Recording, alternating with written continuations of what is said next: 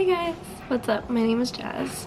Thanks for clicking on this video, checking out my channel. If you clicked on this video, I guess that means that you're considering doing the Lux Fellowship, and I'm here to tell you why it's a great idea and why you absolutely should.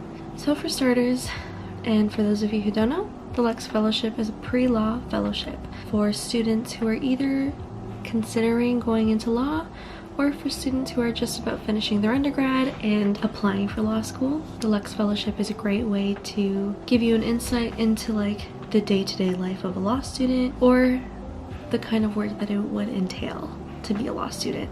In terms of the cost for the fellowship, I'm a Canadian student, so I basically paid more than what the tuition is. I think I did the 1-week program in Madrid and it was $4,000, so since I had to convert it into Canadian dollars, I paid about $6,000. So I will say though, for what I paid, I think I got my money's worth, and I'll tell you exactly why. But before I go into telling you that, I do want to preface, if you can't afford the 2-week or the 3-week program, I highly recommend it. Although I did get a really great experience out of the 1-week program, I would have loved to do 2 weeks. So here's what the fellowship was all about, and I'm first going to talk about the legal student aspect of it, and then I'm going to go into more of what the fellowship included, like meals, housing, activities, stuff like that. So starting off with the legal aspect of it, since I did the 1-week program, we visited 3 law firms, and I like that the Lux Fellowship kind of introduced you to different areas of law, and it expanded my view of what areas of law that you could go into. The first law firm that we visited was a corporate law firm, and it focused on mergers and acquisitions. The second law firm that we visited was a criminal law firm, which dealt with white-collar crimes. And then the third one that we visited was sports and entertainment law. The law firm visits are very dependent on the lawyers and how they like to organize the visit. Some of them were kind of just question and answer. They'd give us some questions and then we'd answer. Some of them were a little bit more free roaming, as in like we would engage in just active discussion, and then some of them are a little bit more structured. One of them that we did was just a full-on debate, which honestly I thought was really cool.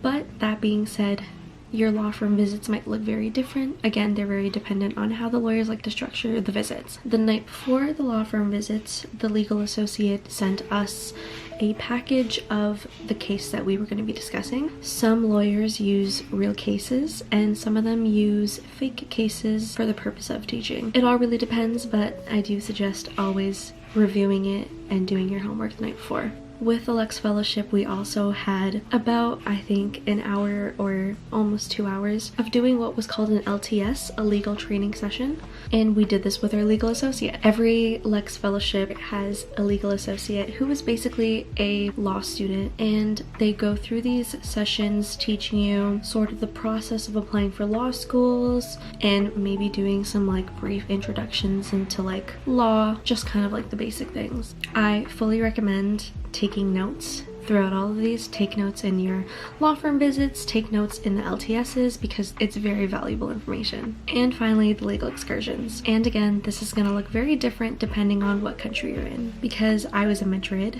my legal excursion was the Spanish Constitutional Court, and for me, honestly, this was probably like my favorite thing from the Lux Fellowship. I am very big on constitutional law. I love learning about constitutional law, and so this being the legal excursion was really interesting to me. We had a law clerk take us around to do the tour. She gave us the history. She was super knowledgeable on not just the Constitution but the courthouse itself. And I asked so many questions. I was just so into it. I really enjoyed it. But I will say that's how you get the most out of your experience. You go in with curiosity, you ask as many questions as you can. You really got to put the work in for yourself. I'm not saying don't go and have a good time. Obviously, you're in a different country. You have to explore, you have to experience it. But at the same time, you're paying money for this fellowship. You're paying money to learn and to have this legal experience. So you should definitely do the homework, prepare for the law firm visits, prepare for the legal excursions, whatever it may be. I'm not saying that you need to stay up until 4 in the morning, like preparing for the law firm visit, but definitely like skim through the package. Usually on the package it will say different laws that could apply to the case, and before the law firm visits I would always read the case, plus I would read like the Spanish criminal code or the Spanish civil code. So just like familiarize with yourself. Definitely just take an hour and do it. It'll enhance your experience and it'll make it so much better, I promise. So moving on from the legal aspect of it, I'm gonna talk about just the fellowship in general. So the Lux Fellowship set us up with a really nice accommodation. We stayed in an apartment building.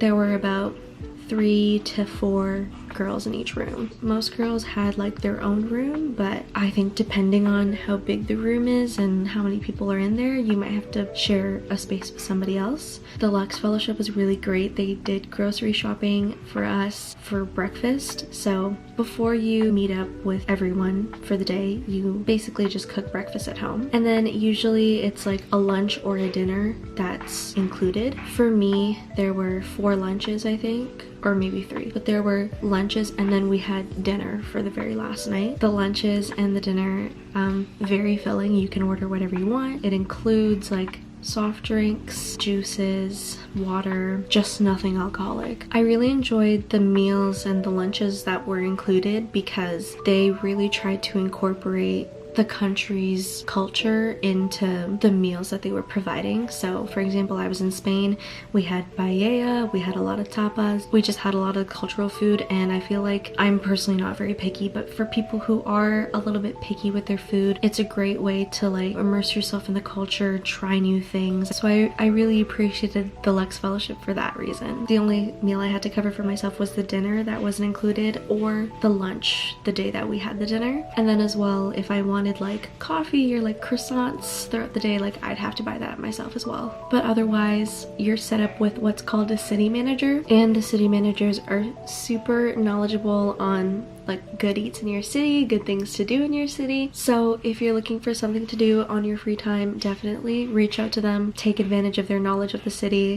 Absolutely, like use your resources to your advantage. Again, I just want to reiterate, you have your free time and like use it, but don't neglect your work. I mean, for me personally, I'm using this fellowship as a way to enhance my law school application, so I did everything to earn the certificate of excellence so that I can put that on my resume. I guess it really depends what the purpose of the Lux Fellowship is for you, but it is a really great thing to put on your resume, so I don't see why you would pay $4,000+ to not get the best experience that you could out of it. And finally, I just want to reiterate that the Lux Fellowship is legit. I am a Canadian student, so the Lux Fellowship isn't like big, it isn't well known here. A couple of the girls that I knew down in the States, they said that they found out about the Lux Fellowship through their school. Here in Canada, like, we don't know it here, so I was telling some of my professors about it and they're like, oh, never heard of this before.